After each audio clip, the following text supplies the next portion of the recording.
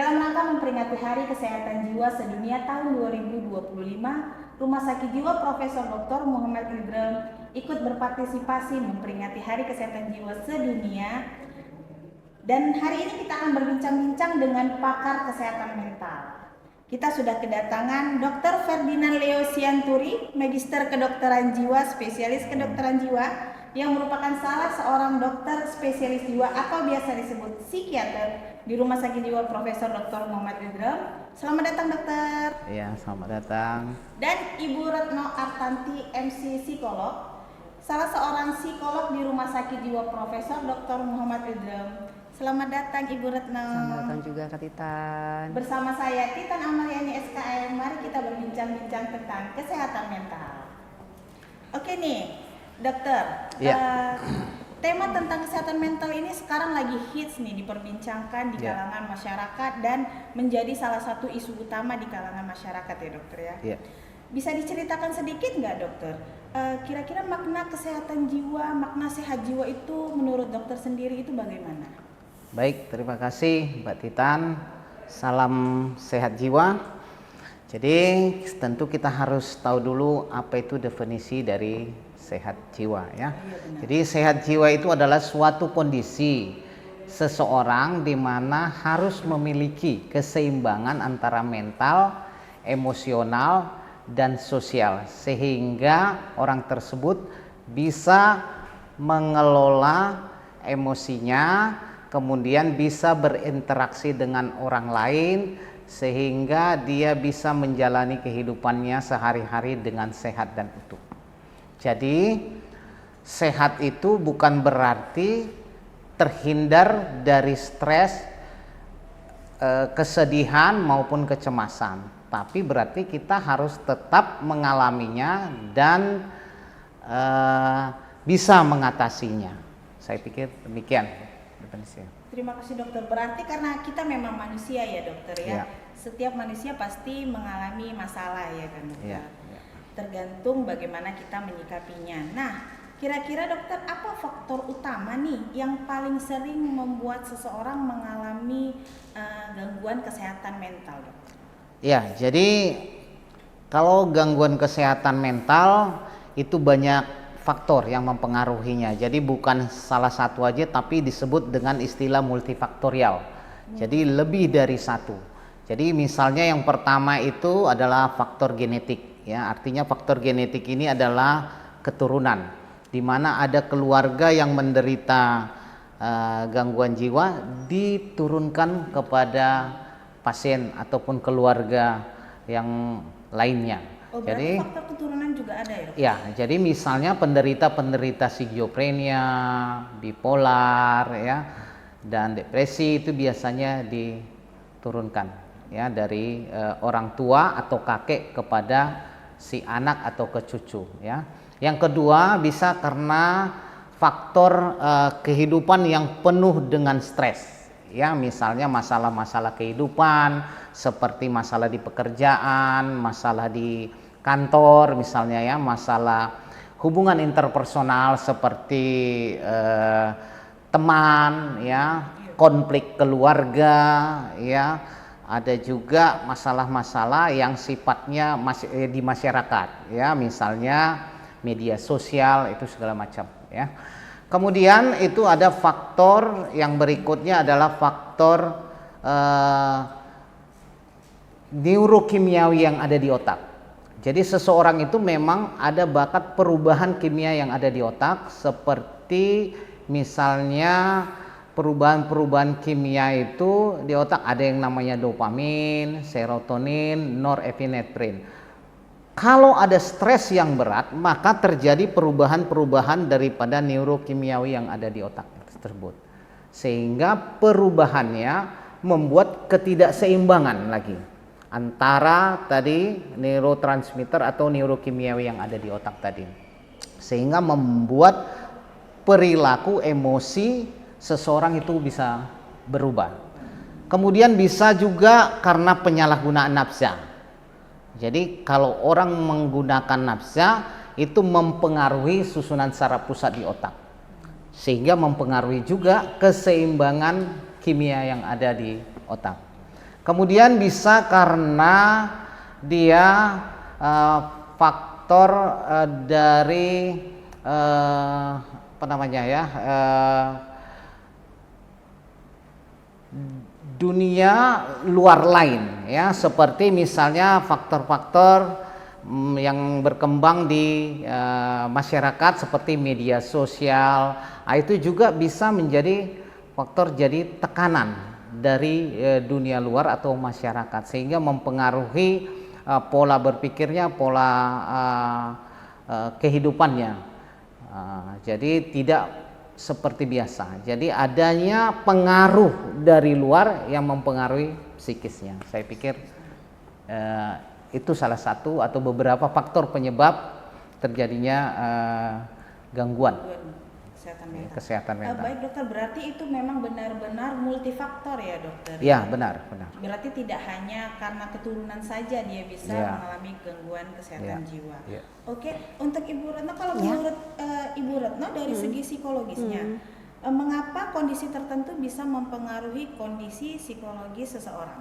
Oke, Mbak Titan, kalau secara psikologis tentunya kondisi manusia ini berubah-berubah ya. Nggak ada manusia yang selalu dalam kondisi satu, tuh nggak ada manusia yang dalam kondisi gembira terus atau sedih atau bahkan ngerasa hidupnya dirundung kemalangan selalu gitu.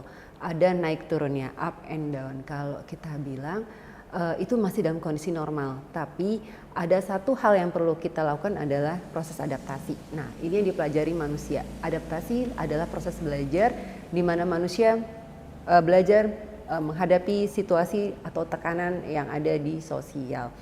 Pada manusia normal tentunya biasanya cepat tuh proses adaptasinya dengan perubahan, dengan situasi tertentu, bahkan kebencanaan, mereka menerima kondisi dan belajar beradaptasi. Atau ada juga manusia yang butuh waktu yang lebih lama untuk melakukan proses adaptasi. Nah, selain itu ada juga masalah atau yang justru gangguan ya dok ya, yang dialami seseorang untuk menghadapi situasi sosial.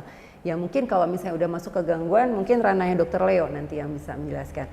Tapi nanti dinamikanya manusia dalam proses menghadapi perubahan situasi ini, itulah yang perlu diterima sebagai suatu kenyataan yang harus dihadapi dan diselesaikan.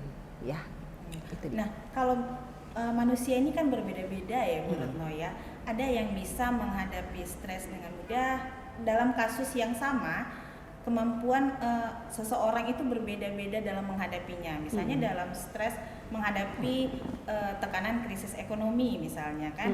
Kemampuan si A berbeda dengan kemampuan si B dalam menghadapi stres tersebut. Itu bagaimana penjelasannya Bu Retno? Oke, biasanya faktor psikologis yang paling utama nggak lepas ya dari kemampuan utama manusia itu kecerdasan. Kecerdasan misalnya dengan intelijensinya, kapasitas intelijensi seseorang mempengaruhi seseorang untuk menerima, mempelajari, bahkan untuk menyelesaikan permasalahannya. Mungkin dengan kadar atau kapasitas kecerdasan yang rata-rata, berarti kemampuannya rata-rata seusianya. Dia bisa menyelesaikan permasalahannya serata-rata usianya. Atau misalnya ada juga orang yang kondisinya tidak seberuntung orang yang kecerdasan rata-rata misalnya di bawah. Biasanya hal ini yang mengalami masalah atau gangguan untuk mengatasi permasalahan.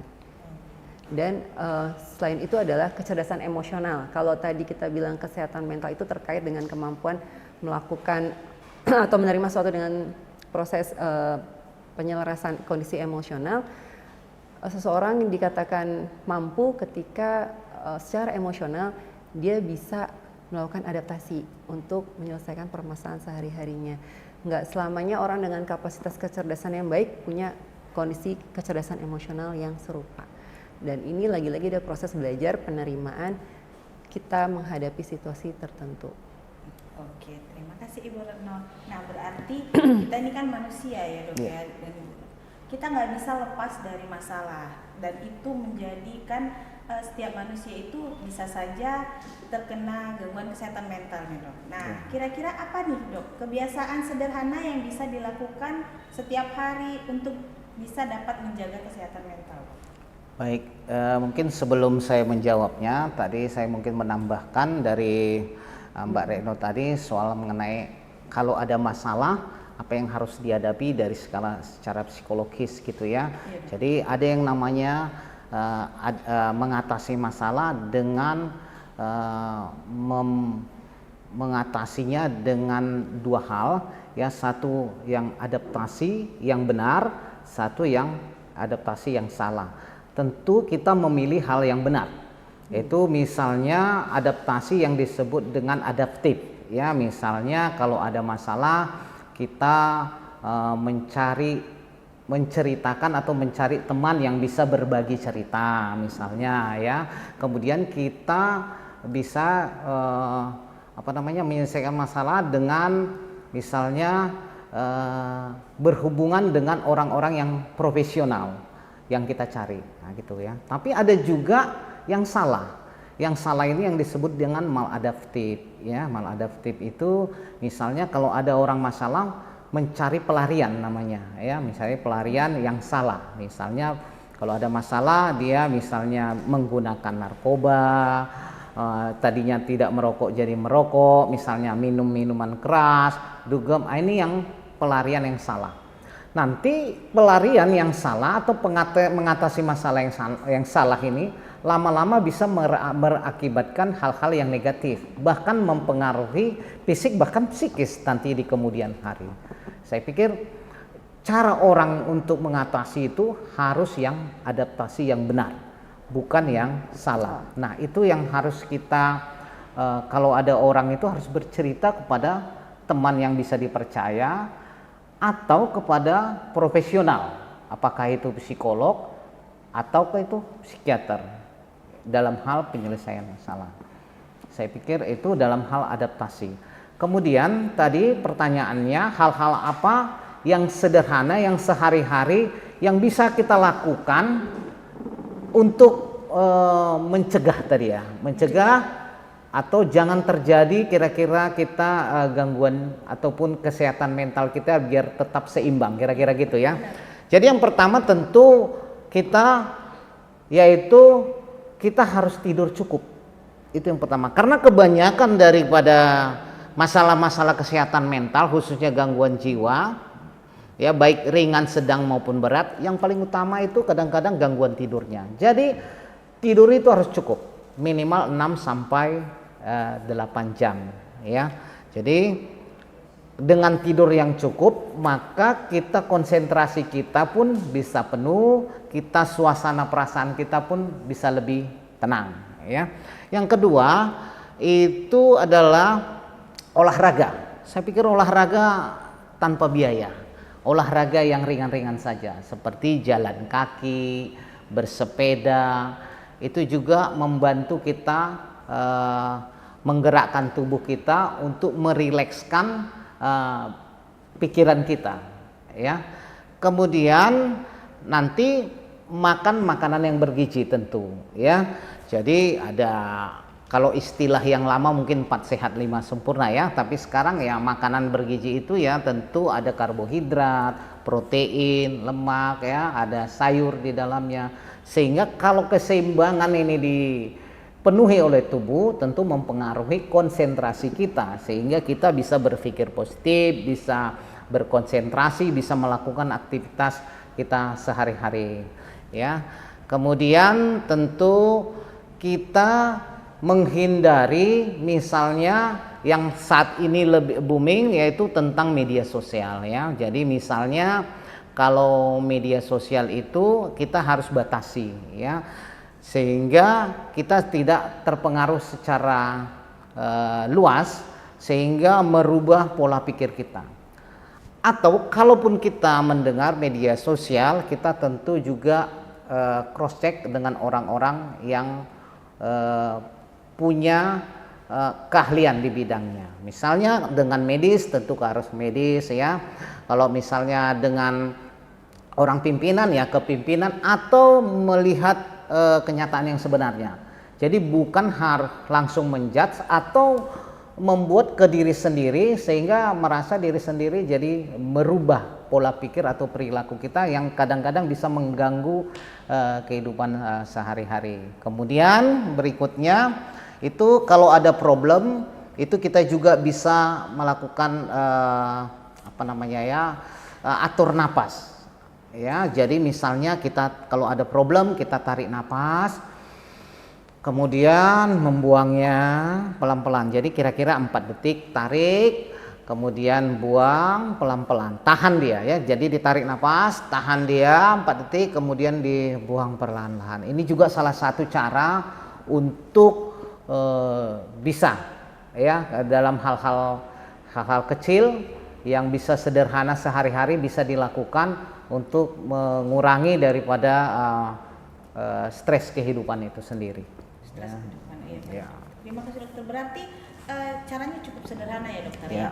Hal-hal yang misalnya kita seringkali kita sepelekan seperti tidur cukup, olahraga, makan bergizi, ternyata itu berpengaruh kepada kesehatan mental kita ya dokter Ya, ya. ya. Oke.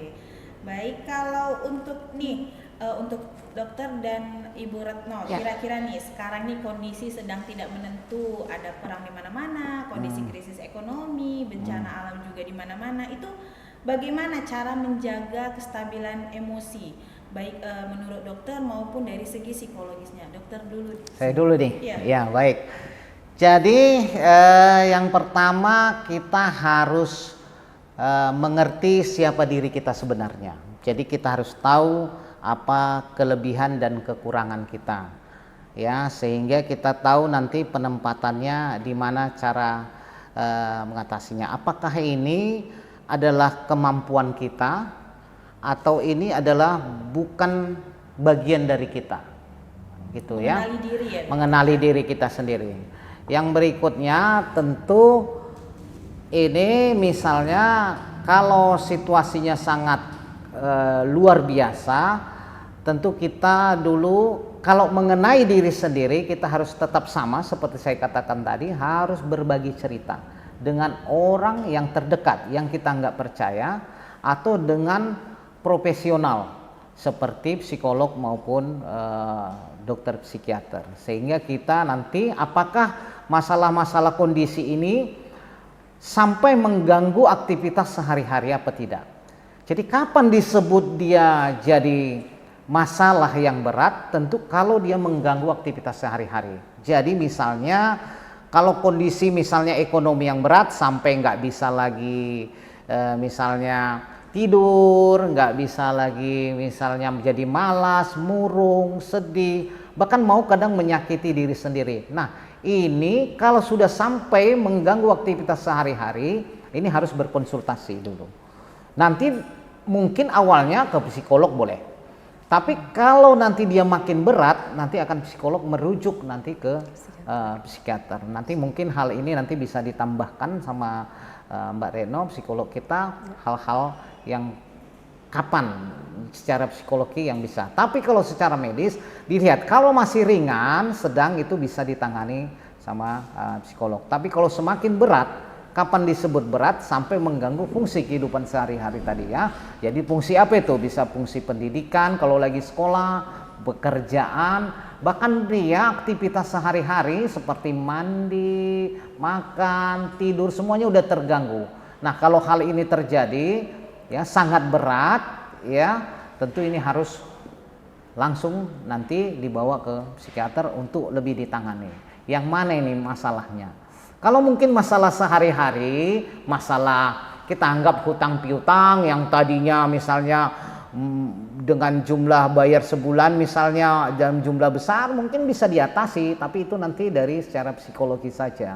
Ya, mengatasinya mungkin range-nya dari 5 tahun bisa jadi 7 tahun, bisa bahkan 10 tahun, itu cara mengatasi secara biasa. Tapi kalau dia berat, ya berat, bahkan dia ada beberapa berita kita dengar sampai ada ide bunuh diri, bahkan ada yang melakukan, itu kalau sudah ada itu disebut dengan kondisi gawat darurat atau berat, itu harus ke psikiater dan harus dibawa berobat dan membutuhkan pengobatan.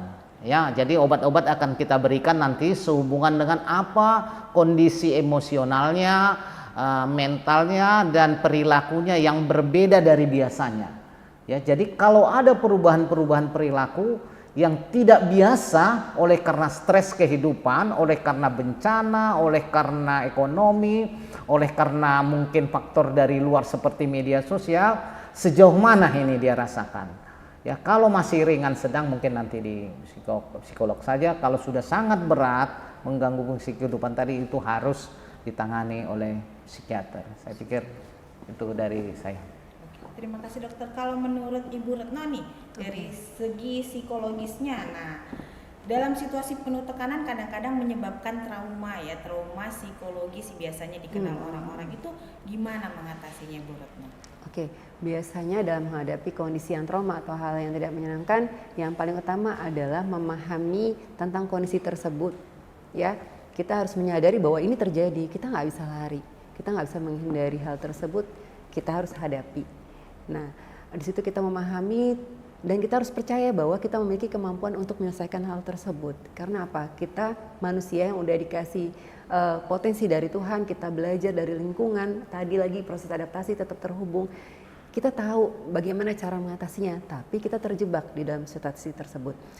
Jika memang kita masih bisa menghadapinya, kita bisa loh menggali potensi kita, memahami hal-hal yang kita miliki untuk pelan-pelan mempelajari dan menyelesaikannya. Kalau misalnya kita butuh bantuan orang lain, misalnya teman, itu sangat membantu. Kita punya yang namanya dukungan sosial, keluarga, teman dekat, atau mungkin rekan seprofesi. Kalau misalnya sudah dirasakan berat, tadi benar kata Dr. Leo, segera terhubung dengan tenaga kesehatan yang profesional. Bisa ke psikolog, bisa ke psikiater, dan harus dilakukan sesegera mungkin. Karena permasalahan-permasalahan yang terkait dengan mental, itu nggak langsung instan terjadi menjadi masalah ataupun gangguan, tapi berproses dalam jangka waktu tertentu. Jadi intinya tetap terhubung dengan tenaga kesehatan profesional ya dok. Iya benar. Kak Titan. Terima kasih Bu Retno. Kalau di rumah sakit jiwa ini kita bisa mendapatkan pelayanan apa saja nih kira-kira Bu Retno? Oke, kalau misalnya pelayanan di bidang psikologi, iya benar. Tentunya klien-klien yang datang tidak dalam mesti kondisi yang udah bermasalah ya. Kadang sekedar untuk mengecek kondisi pribadi, misalnya kapasitas intelijensi, kepribadian, kapasitas kinerja, itu bisa diukur ya. Atau misalnya sedang mengalami perubahan situasi kehidupan, misalnya kehilangan pekerjaan atau mungkin ada anggota keluarga yang meninggal, mohon maaf, itu bisa berkonsultasi. Nah, misalnya dengan sudah mulai masuk tadi gangguan yang sedang sampai berat, yang mungkin setelah diperiksa kayaknya butuh bantuan obat-obatan nih, atau sudah kondisinya memang perlu rujukan, kita akan merujuk ke psikiater. Oke. Begitu. Wah, menarik sekali sebenarnya tema kita pada hari ini tentang kesehatan mental. Nah, buat sobat jiwa semuanya yang memiliki merasa memiliki ada masalah kesehatan mental, tidak perlu ragu, tidak perlu malu, karena di rumah sakit jiwa ini kita memberikan pelayanan kesehatan mental ya, Ibu ya dokter ya. Karena kesehatan mental merupakan prioritas kita semua. Jadi jangan lupa, jangan malu untuk tetap menjaga kesehatan mental kita, prioritaskan kesehatan mental kita, dan terima kasih atas perhatiannya. Sampai jumpa di lain kesempatan. Terima kasih. Terima kasih.